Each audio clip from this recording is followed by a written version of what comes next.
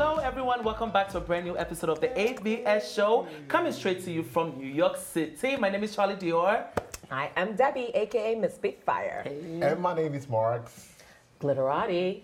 The Manny Man. And welcome back to a brand new episode. If this is your very first time watching us, go ahead and subscribe, like, share, okay? And after the show, go on Instagram and follow us at the ABS show. Throughout the entire show, you can also join in by commenting below, all right? Hi, guys. Hey. All right, so let's start with today's show. Yes. So Nigerian government debunks claim of Buhari Islamizing the country.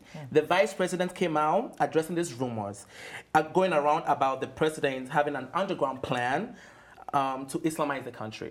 Okay, so what does that mean by Islamizing? Basically saying he's trying to make everyone Islam. Or, yeah, basically that's what they are saying.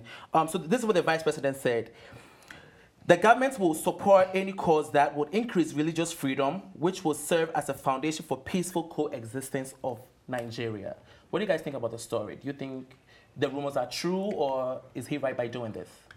Well, I'm just very appalled right now at Nigerians. We are focusing on the wrong things.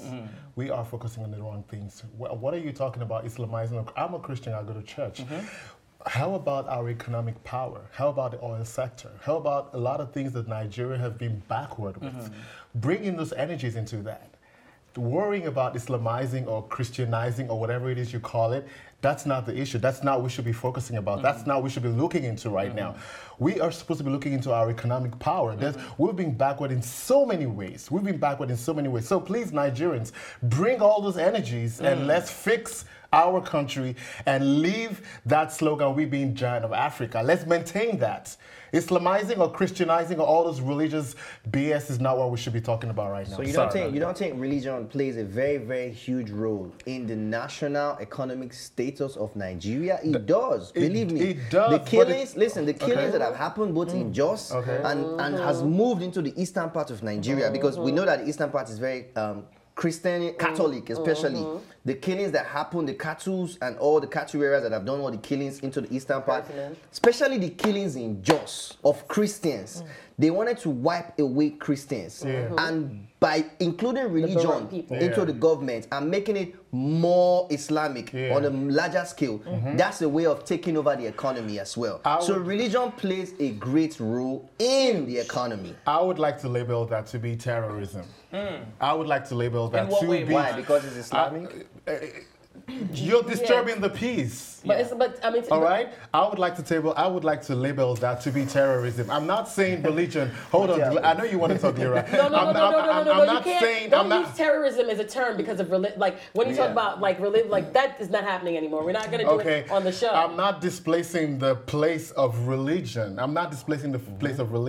All right. Yes, I know it has its challenges, but I feel like there are other things about the country, about the nation itself, that we can drive all our energies to. But the thing about it is that you have to talk about the religious thing, because how did Buhari win? Did he not win all the Muslim places more than any other places? That was one of his highest votes were there, which was based on religious, right? Religion sectors and things like that. What do you think about even just as getting somebody into office that is not that? He was it's not a Muslim man. It's not Islamic. All the major ministers in Nigeria are Muslims. So you can't say one thing and close your eyes. We know that we have a lot of economical stuff and everything happening. Religion is a big part of the reason why a lot of people are not getting the right resources, because a lot of the Islamic people, a lot of the Muslim leaders want the resources that are in the east. Yeah, the oil. Southeast, oil is there. Yeah, like all of the big resources grow out of those areas. And that's why it's very easy for me. Let's also remember that this is also just a rumor, but it's also very easy for me to believe this rumor because it's Buhari. Buhari is capable of doing something like that. When I look at Buhari, the way he talks, the way he moves, sounds like a dictator to me. Yes. But he was a military leader. So a lot of times when you're a military leader, they never really break out of character. Even in as much as you're now in a democratic system of government, they still look at it as though they're in the military and it's a military regime. So when they dish out, you look at the way he's been going, he's been orchestrating his moves. When he dish out a command, it stays. He's not trying to ask for your own opinion. He's not taking the floor for what they think. He just says what he says, and that's it's done. You're out. Look at what they did in Kano. Boom, you're out. The moment you challenge what he said or challenge his movement, he will take you out. To him, it's a military takeover. So when you're saying that, religion doesn't play a part, or it doesn't really matter, it's inconsequential in the That's not what I'm saying. That is how you. That is exactly what you said. You're saying that it's a very minute part of what Nigeria is facing. It has a major part to play because the moment when you put religion and war, if you look at the history of religion and war, they go by side by side. You're saying that it doesn't matter.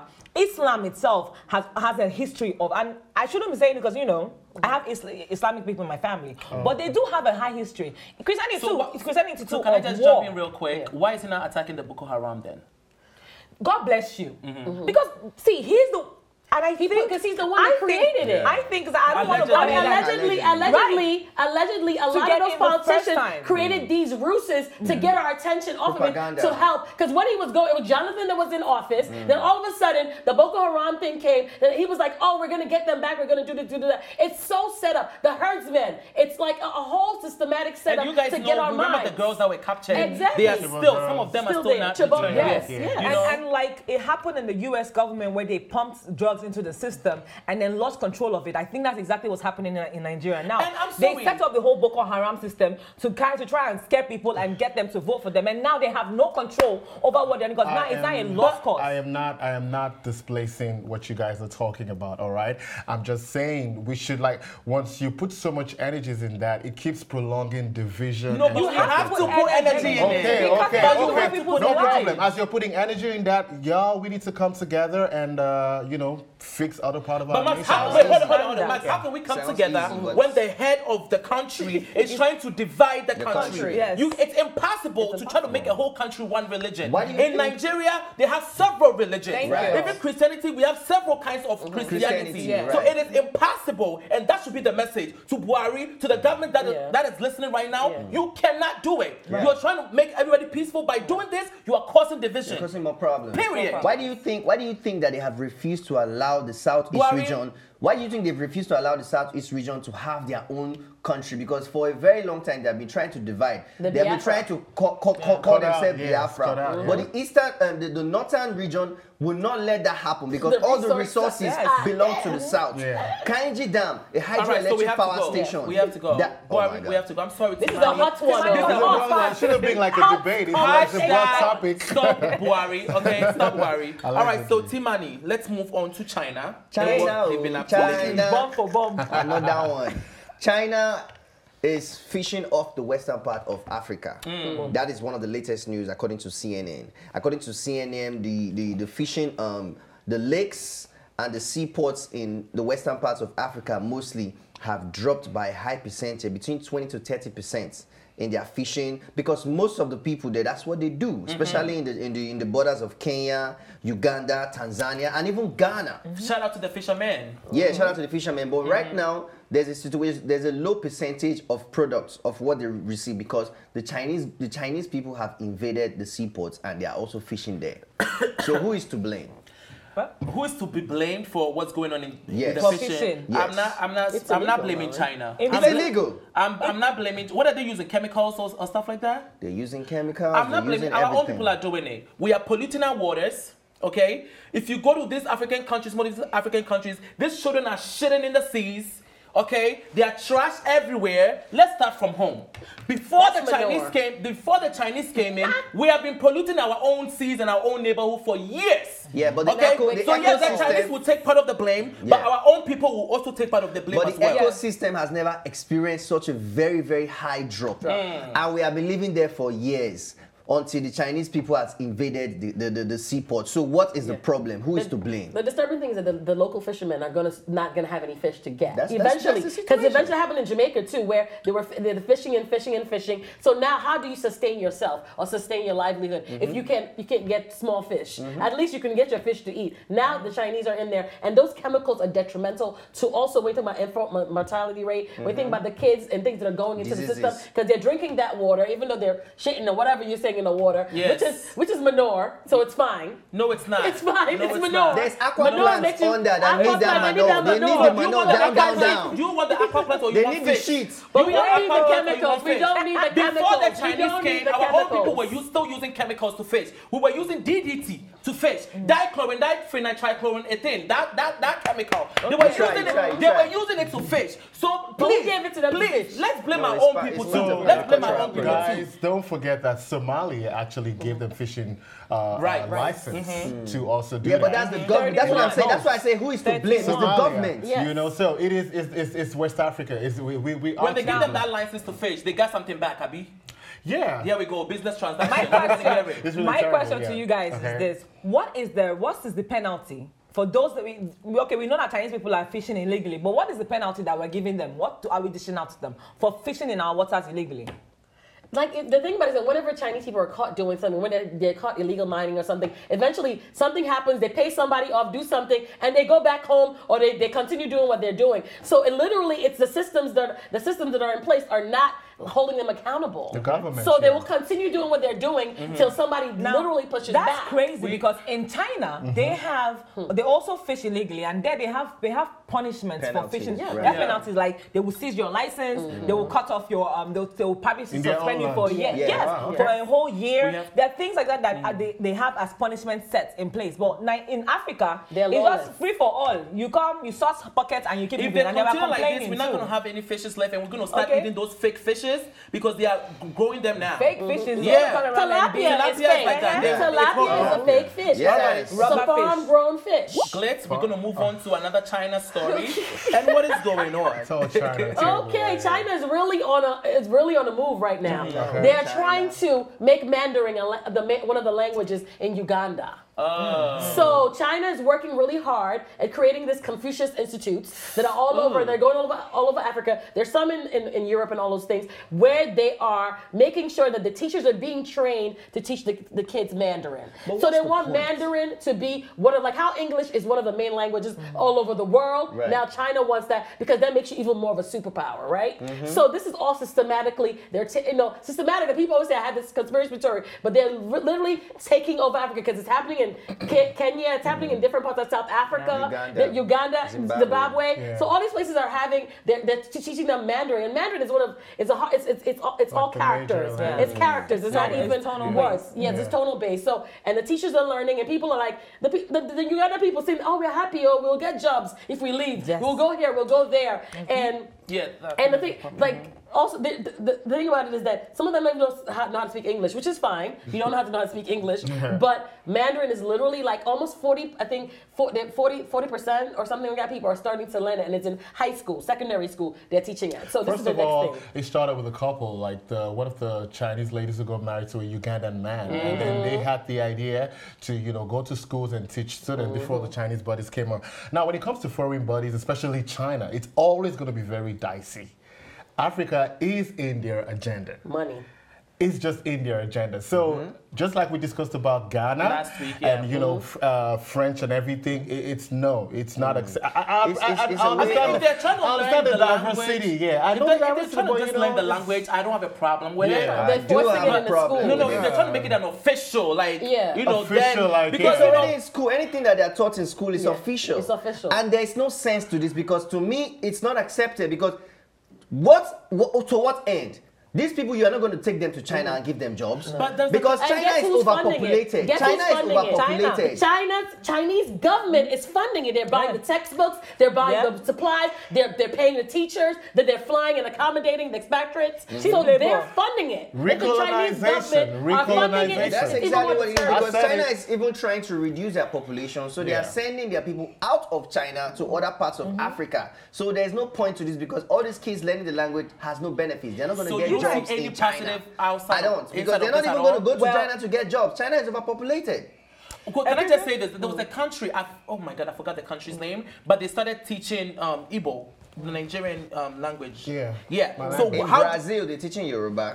How do you feel about that then? Isn't that like... But Yoruba is No, there's a one of the Yoruba languages. indigenous culture that has been The there Orisha, in you know the Brazil. Orisha. In Brazil, They're they in never Bahia. left. In my head, they're all Yoruba. They speak Yoruba. So New York University, they teach Yoruba too. How do you feel about that? I mean, it's a choice though. Yeah. It's like, okay, this one is like, we're funding you to make sure that these teachers are trained. So it's different. This one, you go and you say, I'm going to take a Yoruba course and take an Igbo course. Yeah. It's your choice. This one is not a choice. The kids are not asked, do you want to learn? No, they're mandated. They have to learn this language. So the reason why Uganda is welcoming to the fact that they want to start speaking Chinese in their schools in the country is because they have allies with China. Now, they have 35 schools that they've assigned to start teaching this language. Projection has shown that in the next about 12 to 20 years, China would be one of the main languages worldwide, according to BBC. Not me. BBC said that. Mandarin, sorry. Thank you, Dari. Mandarin. Mandarin will be one of the top languages next to English. It used to be French. Now it's Mandarin. Now, let me ask this, because I'm always asking questions. Let me ask this question, right? Go ahead. How is it that you're an immigrant in my country, right? And then I'm forced to learn your language. We're in America. Has Americans learned, have they learned Shui? Is it Shui? We learned Have they learned Igbo or Yoruba? No. Why are you coming to my country? That's why the fact that you have allies with me. But then you're forcing me to learn your language because you're selling that dream that if I don't learn your language, I would have low chances of getting jobs with you. I will have low chances of success. But isn't that true? Isn't that true? It is not true. But this is how they sold us in the first place. This is how they came and told you, oh, if you don't have this mirror, look at it, this magical mirror. They like, gave you and they took you away. They keep selling all these stupid dreams to you and you fall for it. This is what happened to us initially, and that's what's happening to us now. But if you're planning on going to China and you don't speak the language, how is it going to be easy for you to get a bridge? China is overpopulated. They are even sending their people out. But wait, so there are people in China that don't speak Chinese, that get by, they survive. And there are people that came to America that did not understand English, and they survive. So why do I invest? Was it an easy transition for them? It doesn't. Out of my own will, I would learn the language because this is where I am now. But you don't impose on me and tell me the only way I can succeed is by knowing that language. And they're making it mandatory in the school. And there's a lot of white people I know that really take pride in learning so many different languages. So I don't know why we are being sensitive about it. But it's a choice. It's a choice. When it's a choice, there's a place of diversity, all right? But don't make it official and everything. And it all still boils down to our African government. You know, we cannot all start. No, I'm telling you, because I cannot come to your house and I just give you freedom to do whatever you like. So it's not me. It goes back to it's where you are going to. It comes back to us, So those Confucius Institutes, that's the ones. That's the big umbrella of the Chinese governance. Confucius Institute. Look that out. We're going to look it up. All right, so Marks, what's the next? So refugees in Libya are dying of tuberculosis and other illness in camp run by the United Nations. Charlie, why are you coughing? Did you take your TV medicine? You see me move my cup, right? Just in case. All right, so what happened? This is really sad because my issue with this problem is that other than keeping those people in detention centers being run by United Nations, why don't you just let them go back to the country? Even the guards, watching over them can't even go close to them. Some are even committing suicide in there. So this is happening in Libya. And in camps that are being, funded by the United Nations. So United Nations comes on board and fund these centers through Libya. And who even knows what they're using the money for? So these are the refugees in Libya. There are more pictures. So the refugees are from different countries? Different countries, yeah. Okay. They're all, migrating to Europe. And when they get to Libya in the desert or whatever, then the army or whatever, arrest them and put them in camp. They look really young, though. So how did they even end up in Libya? Oh, you know what I mean? You don't know how to know. That's the first question. Let me even share something. I was on tour in Europe, years back, and I met a lot of young people who would explain to me how they would be, drinking their peace in safari. Jesus. I'm telling you, some would drop dead on the way. Like, you see young people going to African churches, giving testimonies. Oh, thank you, Jesus, I made it alive. Yeah. I'm telling you. I remember those Libya trips long long really, time ago. yes. Even Ghanaians, a lot of Ghanaians. Yes. There's a lot of brokers, you guys know that. The brokers, they just gather them like rats. Yeah. They broker the deals. Oh, we're going to get you a good job. You get your thing or whatever. They broker them, they sell them into slavery. So I do whatever. I disagree with you though. You said, why won't this just send them back to their countries instead of keeping them in Libya? No, fix them. Okay, they're in your country. Let's say they came to your country and they got scholarship and become a doctor. Then you keep them, right? But because they are sick, now you want to send them back into their country. But that's the preference to suffering. Let's look at this another way. Go ahead. Fine, they claim that the UN is funding and taking care of them. Yeah. But could it be that the government of Libya, they are losing so much money in trying to take care of these people and send them back? So they decide to put an epidemic to let them die? Is it possible? So they're keeping the money from the UN. Right. That's a conspiracy. another thing, it's very possible. That's why they're just leaving them there to die over time. Europe sanctions is why this, because Europe is not allowing any refugees into Europe anymore. Yeah, they are paying off. They actually have funded Libya's Coast Guard to make sure they're catching all of the refugees. Because Europe says no more. We don't want no more refugees. Right. So what, like you said, with conspiracy, what's going on? It's possible. Because TB is there's an easy fix. There's a medicine you take. You can take medicine for TB or get inoculated for TB, right? Because I know all of us that are not here from here, we have the TB inoculation, and then when you come here again, you test positive for it, but you can also then get some more medicine if you need it. Yeah. But you know, like what's happening that small, like it's a couple, it's like a cocktail. I just want the United Nations to do. I just want the United Nations to do a proper investigations. If you're donating money or funding anything in Libya, you need to get to it to see that what you want them to do. They're actually doing it. They are doing it. You know, then these people dying in detention, suffering from TB and other ailments, committing suicide. Not even one person, a whole family too. Yeah, if not treated, tuberculosis can you're gonna cough till you vomit blood. It's really serious. Yeah. So we are praying for our brothers, and I hope somebody sends some help very, very soon. What about they sending? UK sent help. US sent help. And the money is just going into the ground. So what are we going to do? Tens of millions of dollars and pounds being sent over. But I think just like Libya turns, when they say a black person come across, they see them as potential money. We've heard stories of people in Libya getting killed by their bosses or guys where they're being made.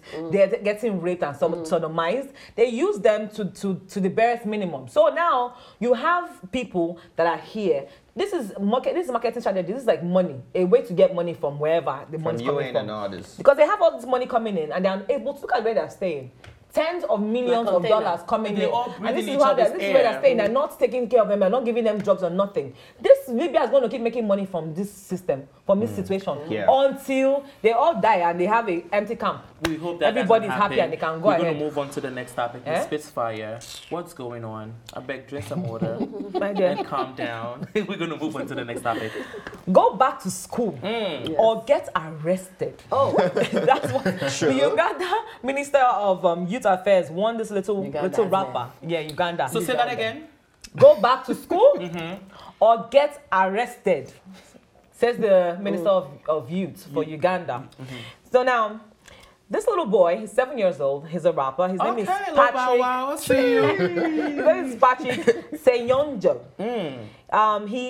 He's always performing. He's a little artist, and he misses school in the process. And so the Minister of Youth says, no, you have to go back to school because we have under the Constitution, Article 59, Clause 56, Line 8, restricts young children under the age of 18 from being used for any financial benefits. Oh well. Yes. America don't die then. 18. So all of a sudden, the government in Uganda is proactive. Are proactive. And they are stating the Constitution and they are backing up with the nonsense. They want us to go and learn Chinese.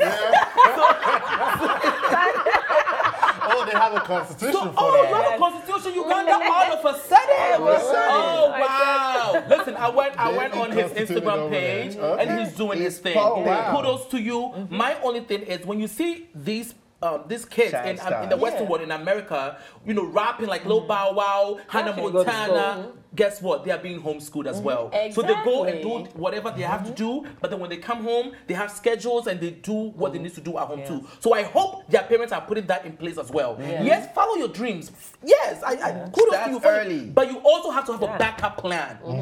Because you might lose your voice next week. What you gonna do then? You have a degree to back you up. So yes, I agree with what this man is saying, but there are ways we can work together. We can work together. No, just listen to his condition. If you say you are reasonable of that constitution, how can you arrest a 7-year-old and you want him to go to school and you want to stop him from rapping? Which one is worse, rapping or getting arrested? So you want to put the 7-year-old in prison, juvenile prison. So how does that help him to move forward? It doesn't even make sense. And what about the kids that are selling granules on the street Exactly. and coconuts and all of that? Are they getting arrested too? Or are you jealous? He's on top of the world right now doing what he needs. All of a sudden they have constitution. They went to dust the book. But then sometimes too, your kids are not talented. I'm sorry to bring that to you. What? They are not. Some of these kids, they go to school. It's better to go to school. Because you see them. I'm sorry. He said your kids are not talented. So sweet. Your best bet. It's being real. What are you talking about? It's not only children are not talented, adults too. So let me tell you what I'm talking about. Because sometimes you see these stage moms and these stage dads. Oh, my kid can sing. My kid can dance. Okay, well, yeah, show me. And you look at it, you're like, sound like a. How many adults do you see like that go too? to school. How many adults do you see like that? I see them. Adults that American Idol, when they come on the auditions, you see them and they're so passionate about it. They will say, my parents told me I could sing. I know I could sing. I could do this. Guys, They can't even sing. I just feel like Uganda need to be smart enough to use this opportunity and grow their entertainment industry. No, it can't just be Eddie Kenzo. Eddie Kenzo cannot be the only one. Is that planning for them? For 10 years. Grow your entertainment industry. Grow your industry. And also they're tutors. The thing about it, when you're traveling, when you're a young child, you get a tutor that can travel. And there's plenty teachers that speak Mandarin that can travel with your child and teach them what they need to know. There's plenty. And when you grow your entertainment industries, we have more jobs, more young people using their talents and not getting arrested in these streets. So they should be smart. Look, he's talented. I'm not talking about him. I'm just saying. Sis, trust me. Take him to school. It's better. It will be best. Okay. No, but don't arrest him. Leave him alone. I think they should have a tutor. You can also, like, the thing about things like that, they can check and see because they have to do testing. If they have an education system that is really good education, there's testing periodically. Everybody goes through testing systems, so he can take his test and they can see if he's still in school. Which or test? his learning. Are you not hearing the constitution that they went to dust out? 18 years. Your career cannot start till you are 18. Can you imagine? Doesn't make sense. That's a lie. That is Uganda. updated. It doesn't sound right. It doesn't sound right. Those young children there, what's the name? They didn't look at it. Oh, yes. When did all these top artists start? When did Wizkid start singing? 17, 16, 14. No, but that's Nigeria. Nigeria don't get constitution. We don't have constitution. If you get constitution for child labor, all these swans are in go slow, running around, chasing what. You won't see them. We don't have constitution. No, constitution. Even if we have anything, we love you for watching. Comment below. Let us know your thought on this topic. Until next time, you're watching the ABS show, and this is MinaTV. Bye. Thanks for watching. And if you liked this episode, don't forget to subscribe, like, and share. See you next time.